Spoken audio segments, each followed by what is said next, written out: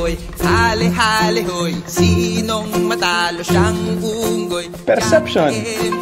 Ang pagkabayani. It's all about perception. He's the most unscrupulous comedian I've met. Chameleon pala, ha? Mahal kita, pero hulyango ka pa rin. Huwag mo nang ikaila. Nauna pang pumuti ang uwak kaysa bitawan mo yung kapangyarihan mo. Mahusay siya maglaro ng politika, pero maganda ang kanyang hangarin.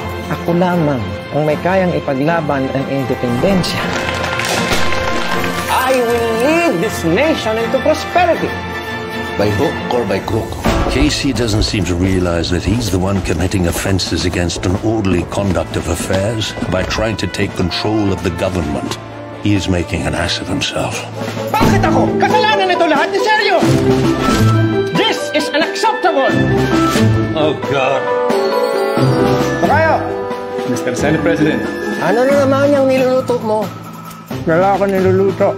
We came here to teach you good government. And make lots of money along the way. Kondenahin mo lamang siguro. Isang beses lang. Masyadong maraming politiko sa bansa. Kakaunti lamang ang mga lingkod bayan. Mi querido. Pastilan, be my Vice President. Ito pa ang nais nating mamuno sa ating bansa! Gawan mo ng maiikling sine ang buhay ko. Lahat ng achievements ko, mula nung ako'y abogado hanggang ngayon, gagamitin natin sa pangangampanya. Manuel Luis Quezon, masisikatin ko ang pangalan.